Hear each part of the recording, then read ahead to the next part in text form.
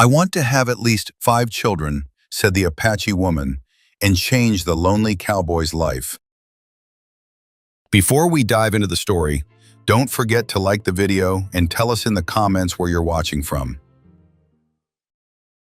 Mason Reed chose his land because no one else wanted it. The ground sat too high for easy farming and too far from the trade road to be convenient. A stretch of wind-beaten desert broken by stone shelves and stubborn scrub that refused to die even in the driest months. From the porch of his cabin, Mason could see a long way in every direction, and that was the point. Distance gave him time. Time gave him control. After the years he had spent living by other men's schedules, orders, and expectations, control was the one thing he refused to surrender again. He lived alone because solitude was predictable. People were not. That afternoon, he was repairing the water trough beside the corral, working with the steady focus of someone who trusted routine more than instinct.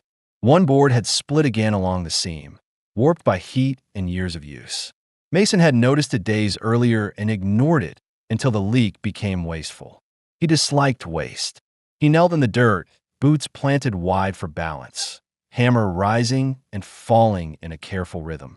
Each strike was deliberate. He did not rush work that mattered. The mule drank quietly beside him, head low, tail flicking at flies. Then the mule stopped.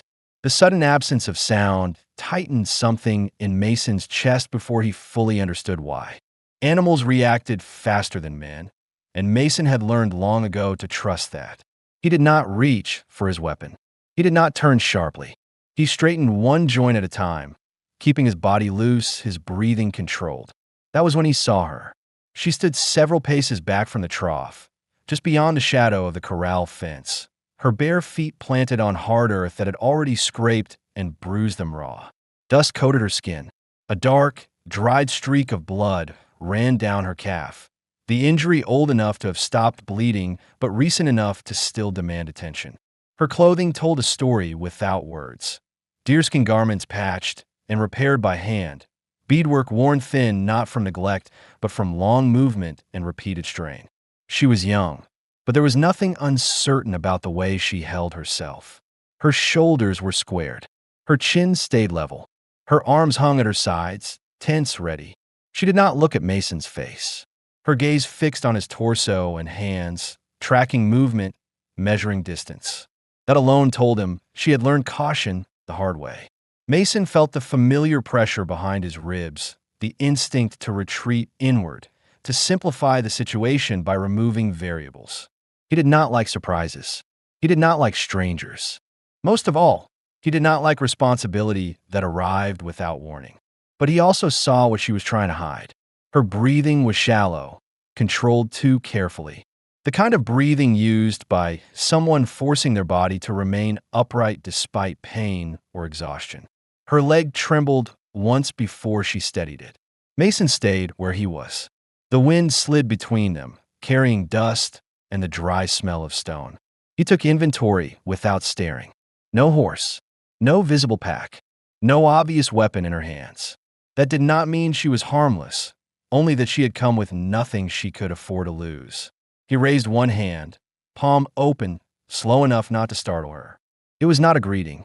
It was not an order. Then he stepped aside from the trough and tipped his head toward the cabin, offering access without words. The decision surprised even him. She did not move right away. For a long moment, Mason thought she might turn and leave, choosing uncertainty over whatever this place represented. Instead, she shifted her weight carefully, testing her injured leg, then followed at a measured distance.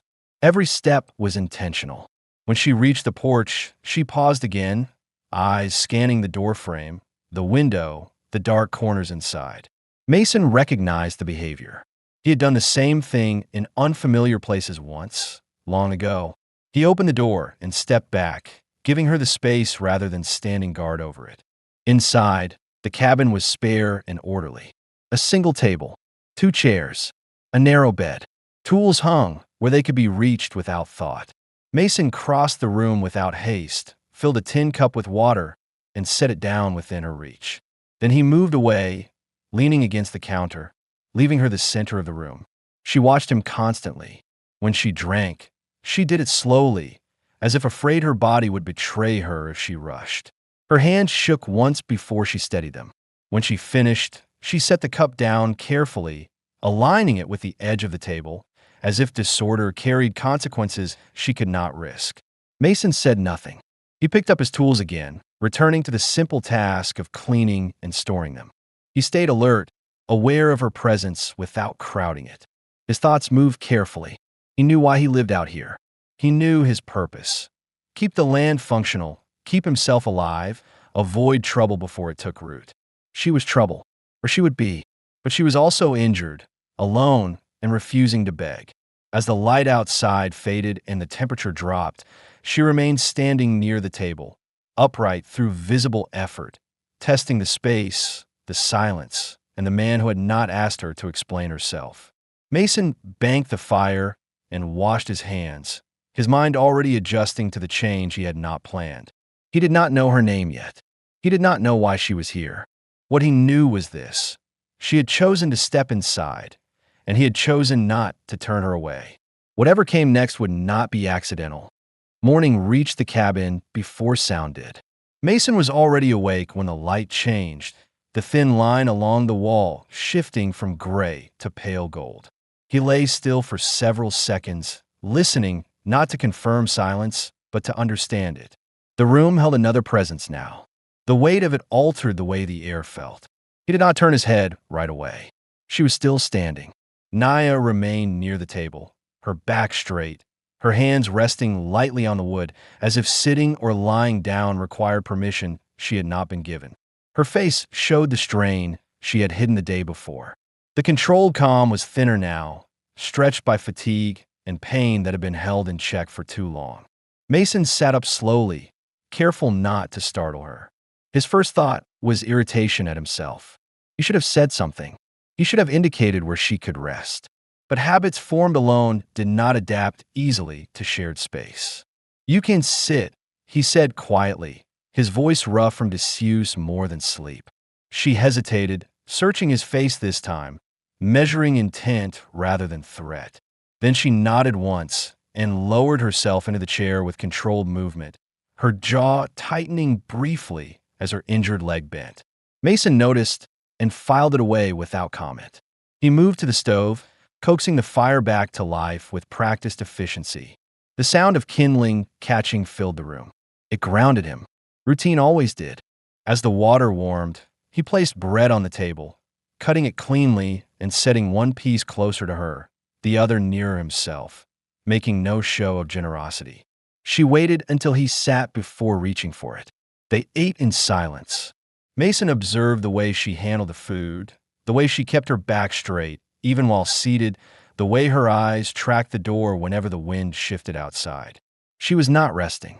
She was assessing. That told him more than questions ever would. When the meal was finished, Mason stood and retrieved a basin, filling it with warm water.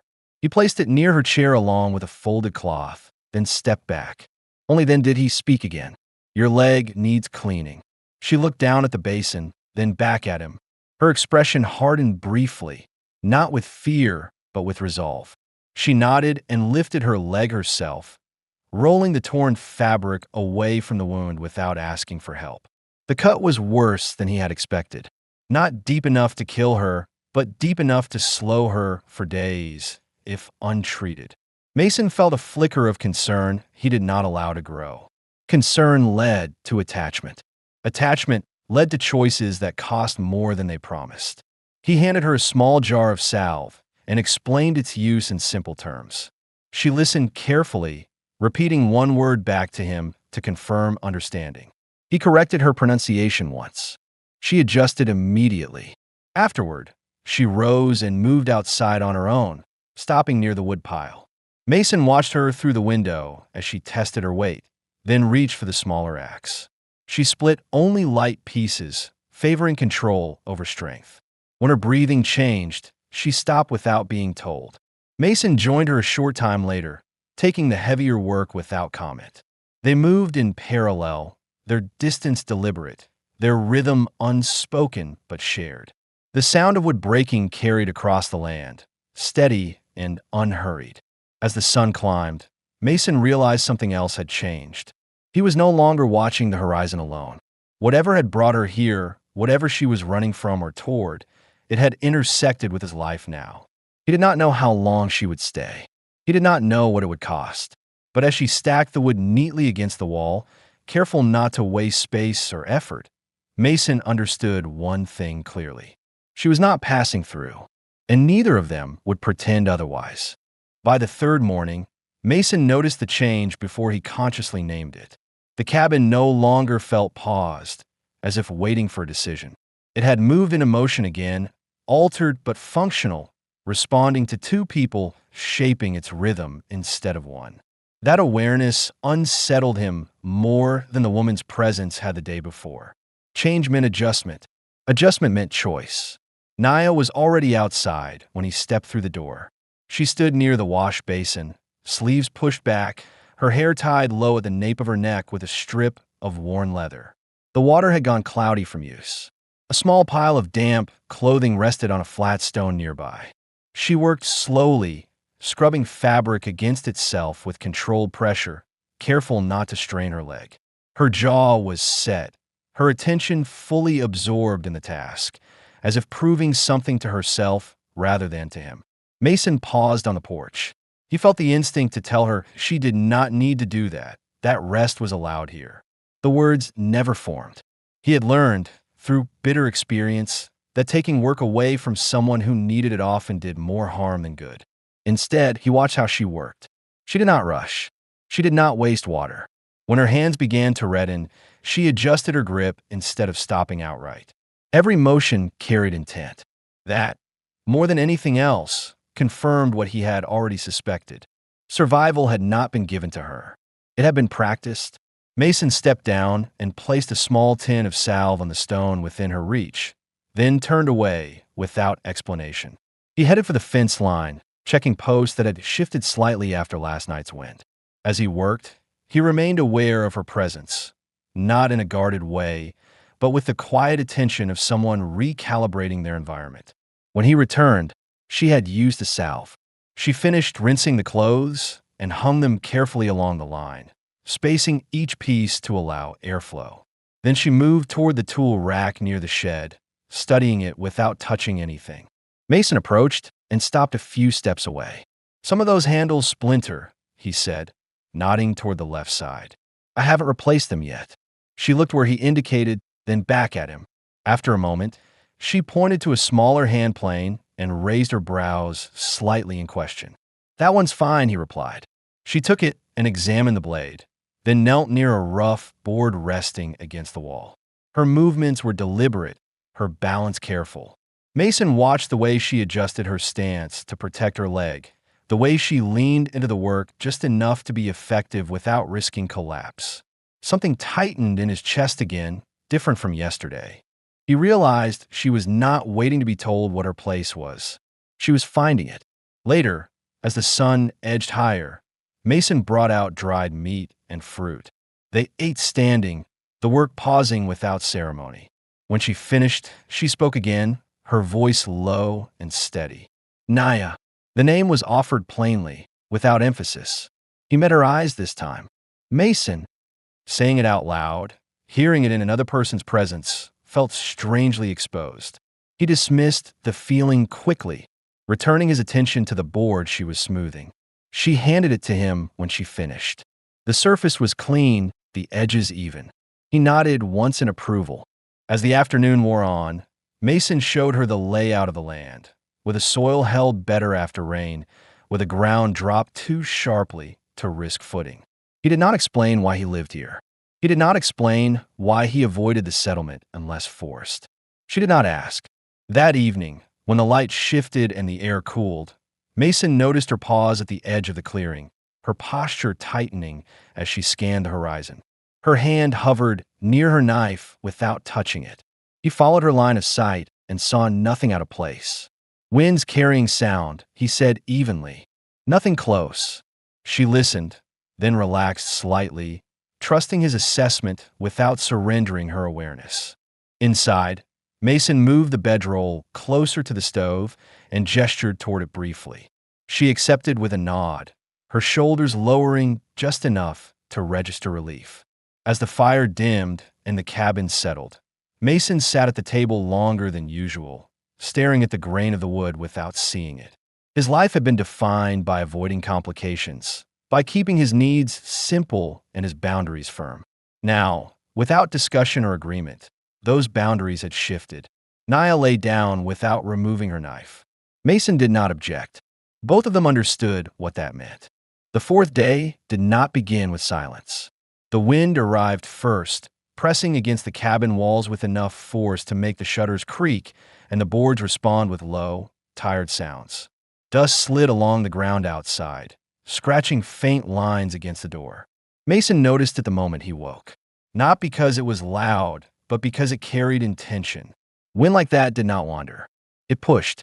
He sat up slowly, rubbing a hand across his face, already calculating what the weather would mean for the work ahead. Fences would need checking again. The tarp over the feed sacks would need securing. Nothing dramatic, but nothing optional either. Naya was awake before he spoke. She sat on the edge of the bedroll, boots on now, her posture forward, alert. The knife remained at her side, but her grip on it had loosened since the night before. She looked toward the window, listening. Mason watched her process the sounds, separating threat from environment. It was a skill learned, not instinctive. "Storm won't break," he said quietly. "Just wind." She nodded once, accepting the assessment, then stood and reached for her coat. It was a small thing, but Mason noticed she no longer waited for direction. She moved as someone who understood she would not be corrected for acting. They worked outside through the morning, each on separate tasks that complemented rather than overlapped. Mason tightened posts along the western fence, replacing wire that had stretched too thin. Naya gathered scattered tools near the shed, organizing them with careful attention, grouping by size and use. She tested each handle for weakness, setting aside two that needed repair. Mason watched her from a distance, aware of a quiet shift inside himself. He had not invited her to take responsibility for anything beyond her own safety. Yet here she was improving his space without intrusion, altering it without claiming it. That unsettled him more than if she had asked. By midday, the wind intensified, forcing them back inside. Mason secured the door and checked the shutter latches, then moved to the stove. He cooked slowly, adjusting the flame, listening to the way the cabin responded to pressure from outside. Years of living alone had taught him which sounds meant nothing and which deserved attention. They ate seated this time, across from each other. The fire cast uneven light across the table, sharpening the lines of Naya's face. The exhaustion she carried was no longer hidden, but it was controlled, folded inward rather than spilling out. Mason recognized that too. He had carried himself the same way once, when admitting weakness felt more dangerous than enduring it. When a meal ended, Naya did not rise immediately. She remained seated, her hands resting flat on the table, fingers spread slightly as if anchoring herself. Mason began clearing dishes, then stopped when she spoke. Her voice was clear, careful, measured. "I want at least 5 children."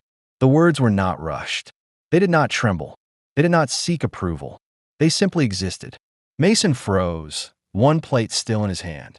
For a brief moment, he felt the instinctive urge to deflect, to reduce the statement to something harmless. A joke, a misunderstanding. But nothing about her expression allowed for that. He set the plate down slowly. His first reaction was not desire. It was disruption. 5 children meant permanence, noise, dependence, a future that did not narrow with age, but expanded, demanding space and commitment. It meant ties that cannot be cut quietly. It meant staying even when staying hurt. He leaned back against the counter, crossing his arms, buying himself time. His mind moved through years he rarely allowed himself to revisit. The loss that had driven him here. The life he had stepped away from because it had required more than he could give the time. Naya watched him closely now, not with challenge, but with expectation that he would hear her properly. "This is not a promise," she continued after a moment. "It is what I will build, with or without you." That clarified everything. Mason exhaled slowly. He did not feel trapped. He felt exposed. She was not asking him to agree. She was telling him who she was and what direction her life would take. Whether he stood in that path was his decision alone. He nodded once, not in acceptance, not in refusal. That's a lot of responsibility, he said finally. Yes, she replied. Nothing more needed to be said. The wind battered the cabin harder as the afternoon wore on. Dust seeped through the smallest gaps. Mason checked the roof supports and made a mental note of what would need reinforcing before winter. As he worked, he found his thoughts returning to her words, not with panic, but with a strange sense of alignment. She was not waiting to be saved. She was planning. Near evening, they heard riders. Not close. Not yet. But distinct enough that Mason recognized the sound of hooves traveling the trade route beyond the ridge. His body responded before his mind did. He moved to the window, scanning the distance. Naya stood behind him, her posture tightening, her hand resting near her knife. Just passing, he said after a moment. Too far out to notice us. She nodded, but did not relax completely. That night, Mason moved the rifle from its usual place and leaned it against the wall near the table. He did not explain the change. Naya saw it immediately and adjusted her position when she lay down, choosing a spot that allowed a clear view of the door. Neither of them mentioned the children again. But as Mason lay awake, listening to the wind and the distant sounds of the land shifting under pressure, he understood something fundamental had already changed. This was no longer a matter of shelter. It was a matter of direction. And for the first time in years, Mason Reed did not immediately turn away from the weight of what staying might require. The fifth day began with movement that did not belong to the land. Mason noticed it while repairing the hinge on the storage chest, the faint but deliberate sound of hooves carrying through the dry air at an angle the wind could not explain. He paused with the tool still in his hand, listening again, separating echo from intent. The rhythm was wrong for wildlife and too controlled to be coincidence. Riders. He closed the chest quietly and stepped to the door, scanning the ridge line without haste. The figures appeared minutes later, not cresting the hill directly, but skirting it, keeping to the trade path that cut past his land without acknowledging it. 2 men, both mounted, neither in a hurry. Mason felt the familiar tightening behind his eyes, the calculation that came automatically now. Distance, timing, what they could see from where they rode, and what remained hidden by terrain. His cabin sat just far enough from the route that most travelers ignored it. These men did not. Behind him, Naya had stopped moving. She stood near the table, her body angled toward the window. Weight shifted slightly to favor her injured leg without advertising it. Her face did not change, but Mason noticed the difference in her breathing, the way it shortened just enough to signal readiness. "They're not coming straight in," he said calmly. "Not yet." She did not ask who they were. She did not ask what they wanted. She reached instead for her coat and slipped it on, adjusting the knife at her side with practiced precision. Mason saw no panic in her movements, only preparation. The riders approached at an unhurried pace, their horses slowing as they neared the boundary fence. Mason stepped onto the porch before they reached the gate, positioning himself where he could be seen clearly without offering proximity. He rested one hand lightly on the railing, not on his weapon. The taller man spoke first, his voice carrying easily. "Afternoon." "Afternoon," Mason replied. The second rider's gaze lingered on the cabin longer than necessary, his eyes searching details rather than scenery. Mason felt irritation spark, controlled but present. He had built this place to avoid exactly this kind of attention. "Water's holding up out here?" the tall one asked. "For now." The man nodded, then leaned forward slightly in his saddle. "We passed a camp 2 days back. Empty. Looked like someone left in a hurry." Mason kept his expression neutral. "People pass through. Sometimes they don't," the second rider added. Silence stretched. Mason allowed it. He had learned that men who talked to fill quiet often revealed more than they intended. He waited, steady, his posture neither defensive nor accommodating. "Seen anyone traveling alone?" the tall one asked at last. Mason did not answer immediately. He glanced briefly at the trough, then back at the rider. "Tracks cross all over this land," he said. "Wind doesn't leave them long." The second rider shifted in his saddle, impatience flashing briefly across his face. "If someone came through hurt, you'd remember." Mason met his eyes fully for the first time. "If someone came through asking questions, I'd remember that too." The message landed. The tall rider studied Mason for another moment, then straightened. "Sheriff's been hearing things," he said casually. "People moving where they shouldn't. Causing trouble. Trouble tends to find loud places." Mason replied. "This isn't one of them." That earned a brief, humorless smile. They lingered a moment longer, then turned their horses without another word and continued down the path. Mason remained on the porch until the sound of hooves faded completely, his body staying alert long after the immediate presence was gone. Inside, Naya had not moved. She stood near the window, her eyes following the riders until they disappeared from sight. Only then did she exhale, slow and controlled. Mason closed the door and checked the latch, his movements deliberate. "They were asking about you," he said, not accusing, not questioning. She nodded. "They will ask again." The certainty in her voice did not frighten him. What unsettled him was how prepared she sounded for it. She crossed the room and reached for a small bundle Mason had not noticed before, tucked beneath the bench. She opened it enough to show its contents: dried food, extra cloth, a flint wrapped carefully in leather. "I do not run without reason," she said evenly. "But I am ready." Mason felt something shift, not fear but resolve. He realized then that silence alone would not be enough. Avoidance would only delay the moment until it arrived under worse conditions. "You don't need to leave," he said. She looked at him, searching his face for conditions or hesitation. Finding none, she closed the bundle and set it back beneath the bench. That afternoon, Mason changed the way the land functioned. He moved supplies closer to the cabin. He adjusted sight lines from the windows, clearing brush that had grown too close. He shifted the lantern hooks inside, so shadows fell differently at night. Each decision was small, but together they formed a pattern of defense without aggression. Naya assisted without being directed. She rearranged the storage area so essentials were within reach.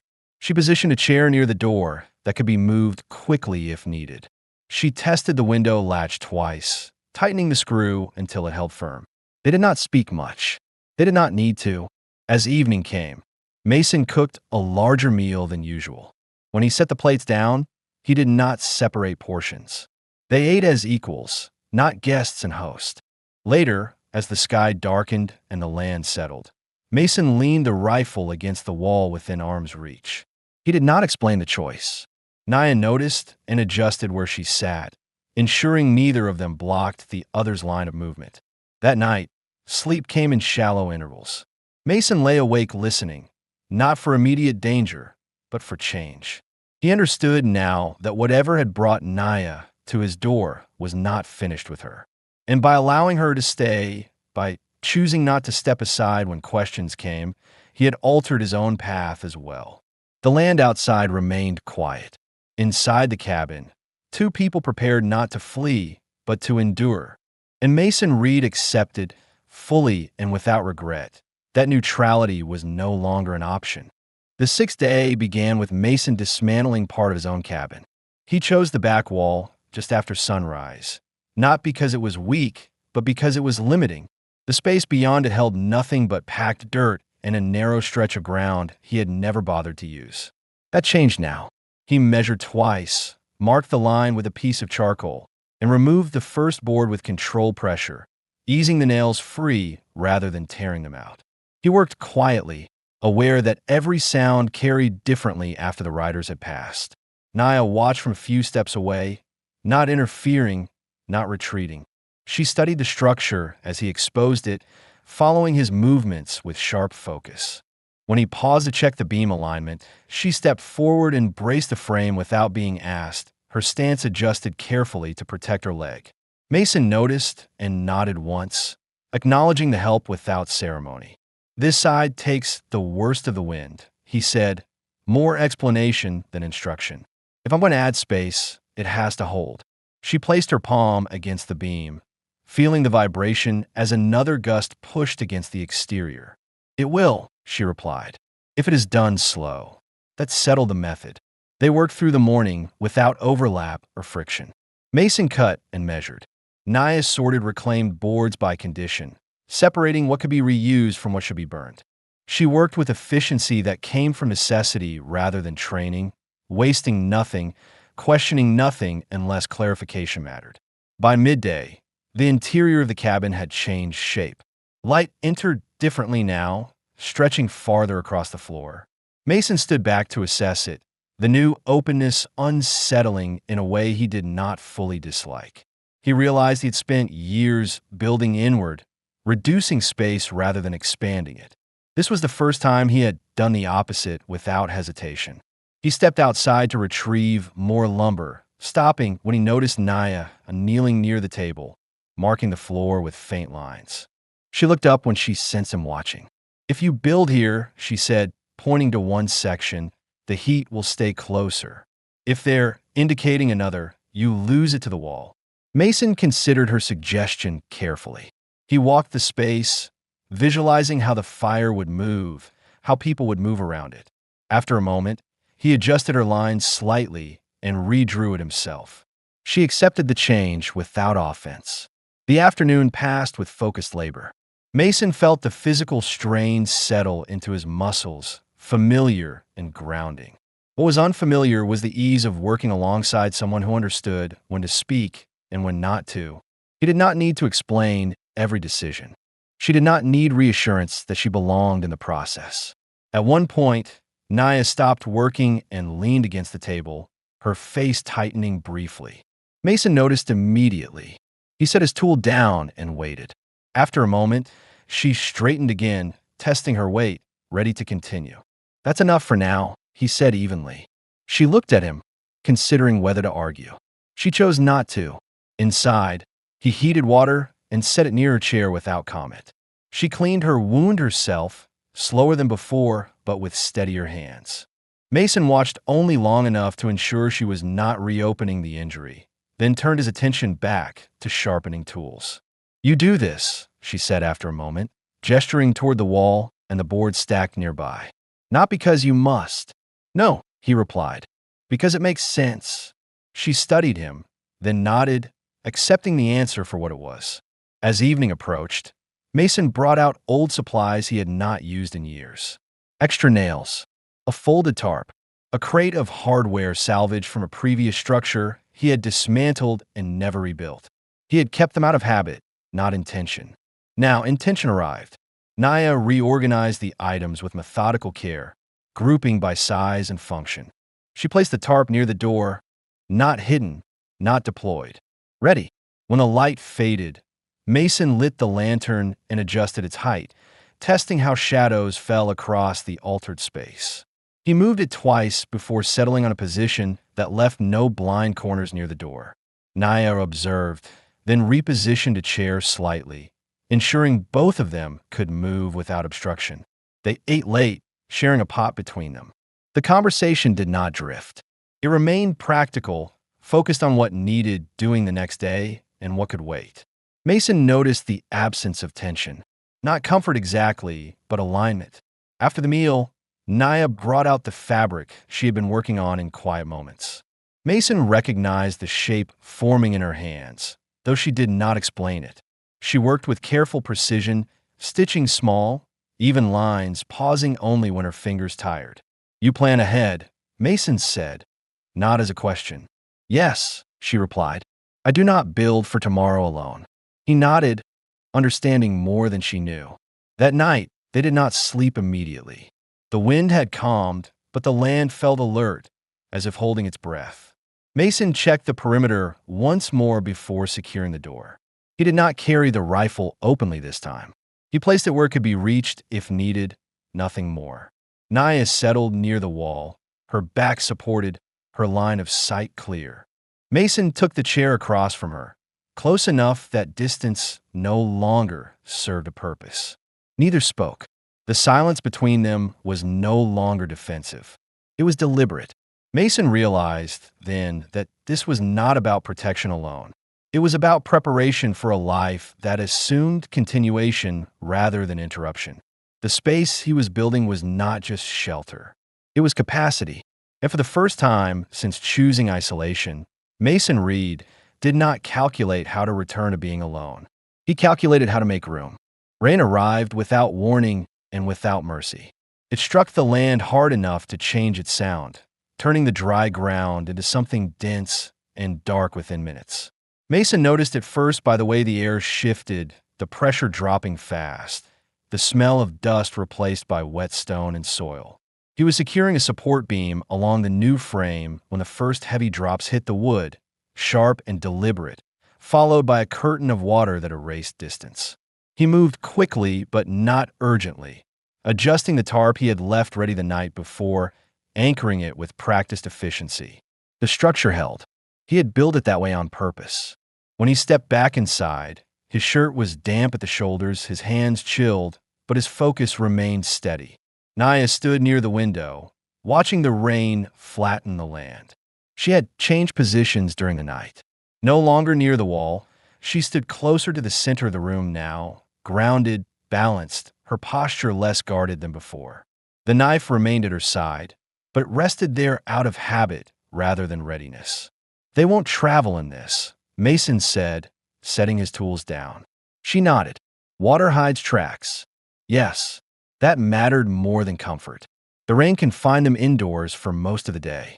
Mason used the time to sort grain and check supplies, measuring portions carefully, not from fear of scarcity, but from respect for continuity. Naya joined him without prompting, drying herbs she had gathered earlier, arranging them by use rather than size. She explained their purpose quietly, choosing simple words, correcting herself when needed. Mason listened closely. This was not storytelling.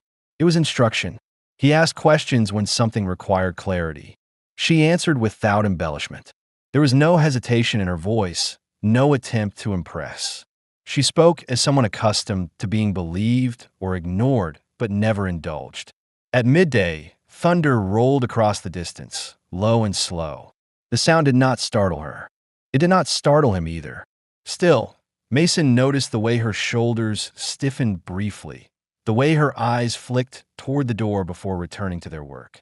"You expect someone," he said evenly. She paused, fingers stilling against the cloth in her hands. "Not today," she replied. "But expecting keeps you alive." Mason considered that. He had built his life on the same principle, though he had named it differently. The rain softened by late afternoon, settling into a steady rhythm that soaked the ground thoroughly. Mason stepped outside to inspect the runoff, checking how the water moved around the foundation. The adjustments he had made earlier held. He felt a quiet satisfaction at that. Not pride, but confirmation. When he returned, Naya had moved the table slightly, aligning it with the light that filtered in through the window. The shift was small, but it changed how the room felt, opening space where none had existed before. Mason noticed it immediately and did not object. "You see things," he said. She met his gaze briefly. "So do you." That acknowledgement landed with more weight than he expected. As evening approached, the rain finally eased. The land outside breathed again, darker now, heavier, holding moisture it had not known in weeks. Mason opened the door and let the cool air enter, clearing the scent of smoke and damp wood from the room. They stood together on the porch, not touching, but close enough to share warmth. The horizon stretched wide and quiet. No movement, no riders, no interruption. "This place," Naya said after a long moment. "You chose it to disappear." Mason did not deny it. "I chose it to be left alone." She nodded slowly. "I did not come to disappear." He turned to look at her fully. The admission was not defiant. It was factual. She was not hiding here. She was standing. "I stay," she said then. The words were simple. They carried no condition. She did not ask for permission. She did not demand agreement. She stated her position and waited. Mason felt the familiar pull to calculate, to weigh risk against benefit. He felt it and let it pass. Some decisions lost meaning when over-examined. "Then we planned for that," he replied. The relief that crossed her face was brief but unmistakable. She did not thank him. She did not soften. She accepted the statement as equal to her own. Inside, Mason adjusted the lantern again, raising it slightly to account for the darker ceiling created by the new frame. Naya moved a chair closer to the table, placing it where it would be useful rather than symbolic. Their movements mirrored one another without coordination, each action reinforcing the other. That night, they spoke longer than they had before, not about the past in detail, but about what came next. Mason explained where he intended to expand the fencing, where the soil would need improvement before planting. Naya spoke about timing, about seasons that favored patience over force, about children learning space before confinement. Mason listened without interruption.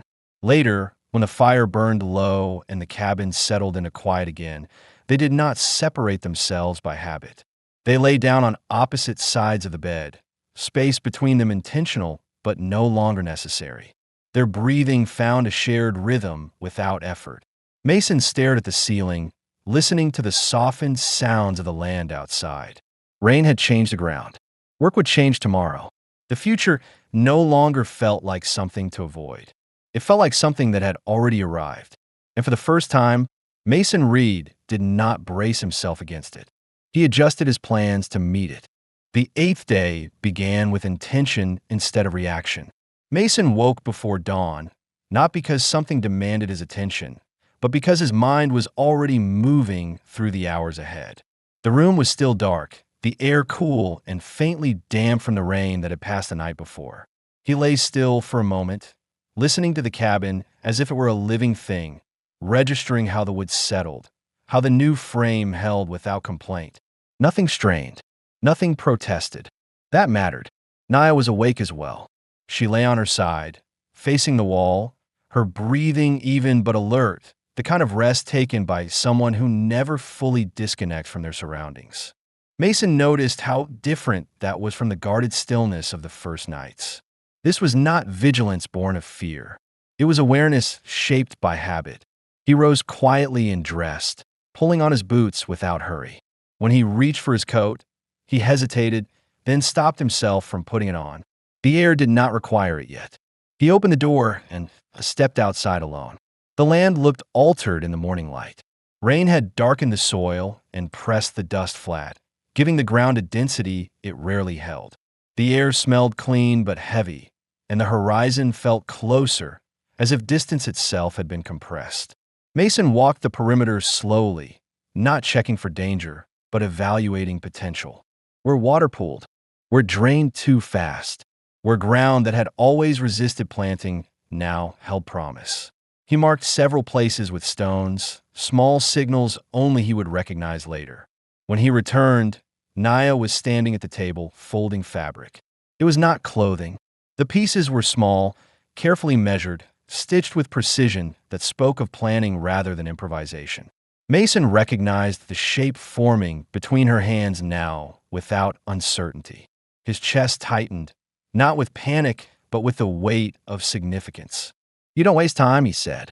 She glanced up briefly. Time wastes people who hesitate. He accepted that without argument. They ate together, sharing what remained of the bread and dried meat. Mason noticed he had stopped dividing portions in his head.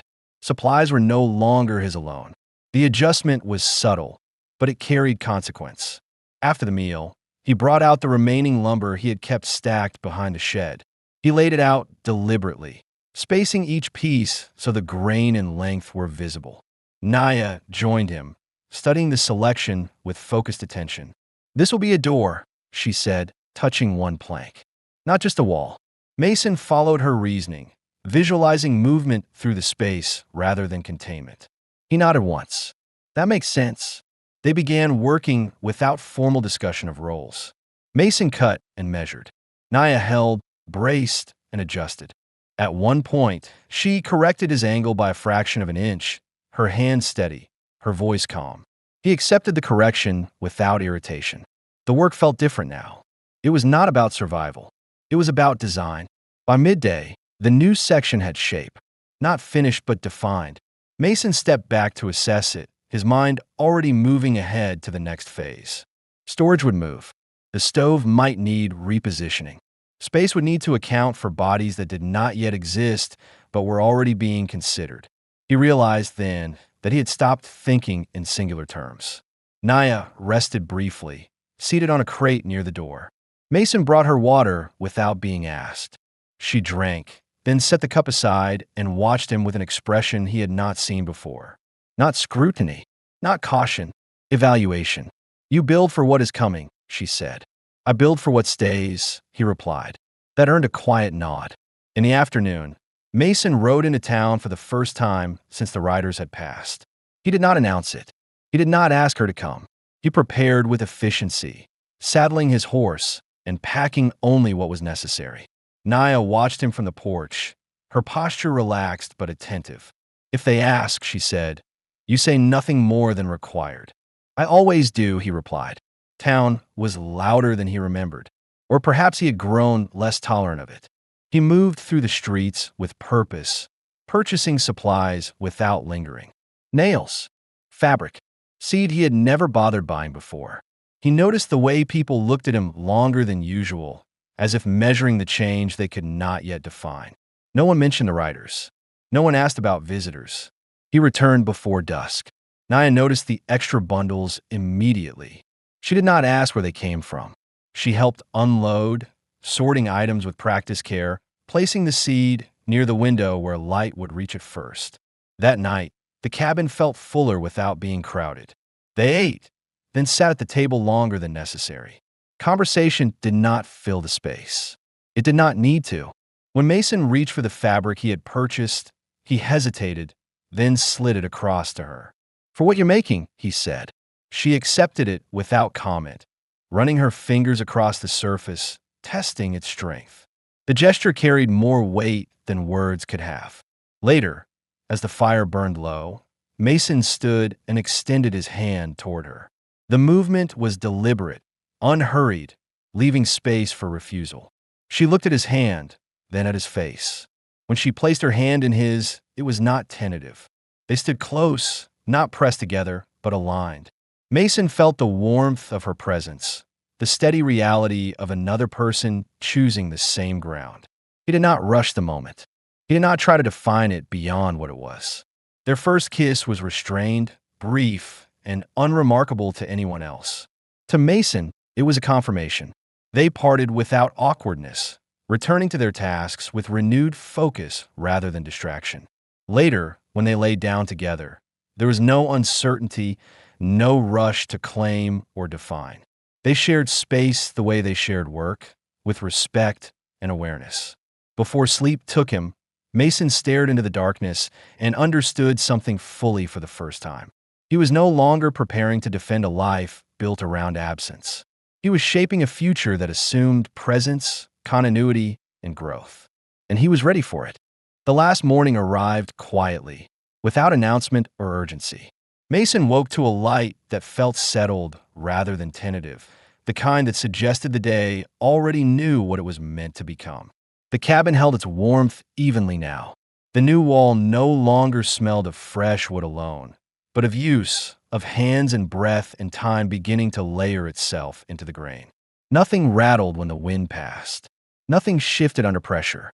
Naya was awake beside him, sitting upright, her hair loosely tied back, her posture calm and unguarded. She was not listening for danger. She was listening for the day. Mason noticed how natural that felt. They rose together without speaking. The routine formed easily, no longer negotiated. He stepped outside to draw water while she stirred the coals back to life. By the time he returned, the fire had caught cleanly. Bread warmed on the pan. The room filled with a steady, familiar rhythm. They ate slowly. There was no sense of waiting anymore. No unspoken tension about who would leave first or when the balance might break. The silence between them carried certainty instead of caution. After the meal, Mason retrieved the last of the boards he had prepared days earlier. He carried them inside and set them against the wall near the doorway of the new room. Naya watched him, understanding without explanation what today was for. They worked side by side, fitting the final frame together with deliberate care.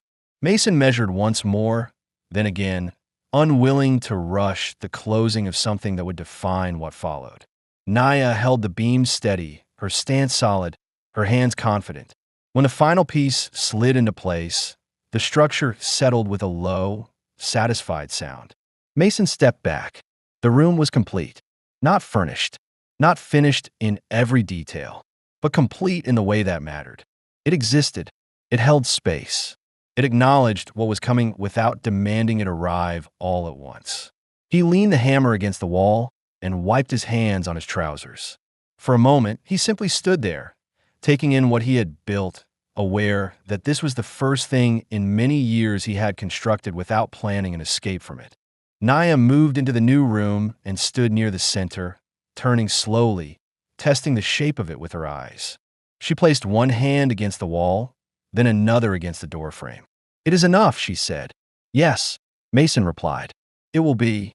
They spent the late morning arranging what little they needed inside. Storage crates moved easily. Blankets folded and set aside. Mason installed a simple peg rail along one wall, while Naya measured where a future bed might go. Her attention practical rather than sentimental.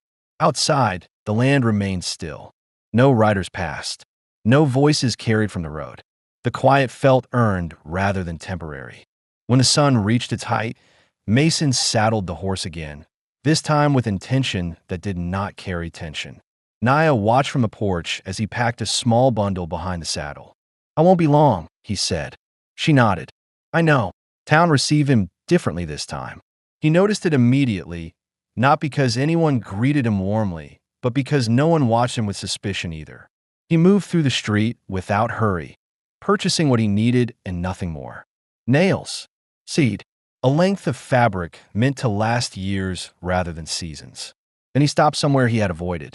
The clerk behind the counter recognized him only vaguely, asked no questions, and filled out the simple paper Mason requested. When Mason folded it and placed it inside his coat, the weight of it was less than he expected. By the time he returned, the light had shifted again, slanting low and steady across the land. Naya stood outside, splitting small pieces of wood with controlled strikes. She looked up when she heard the horse and lowered the axe before he reached the porch. Mason dismounted and handed her the bundle without ceremony. She opened it carefully. Inside lay the document, plain and unadorned, marked with a name she had already chosen for herself and a place she already occupied. Mason watched her read it slowly, her expression composed, her breathing even. When she finished, she folded it once and placed it against her chest briefly before setting it inside the cabin. She met his eyes. "You chose," she said. "Yes." That was enough. They spent the rest of the afternoon preparing the ground near the cabin, marking where planting would begin when the season turned. Mason showed her how he planned to rotate use, how the soil responded after rain. Naya shared knowledge of timing and spacing, of patience rather than force. Their movements aligned without discussion. As evening approached, Mason built a small fire outside, controlled and contained.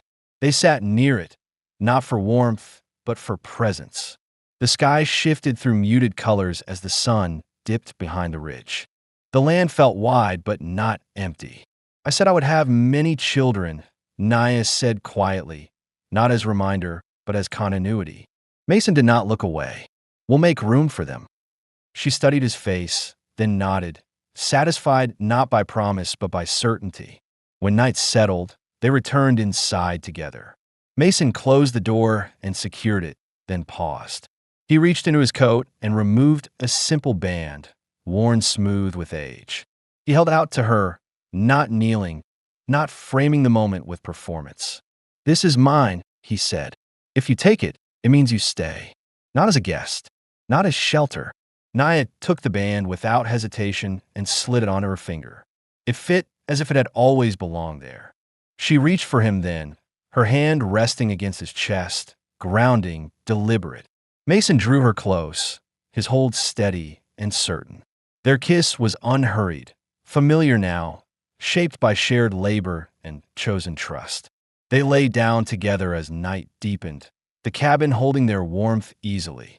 Mason listened to the sounds of the land one last time with the habits of a man who had lived alone for too long, then let them go.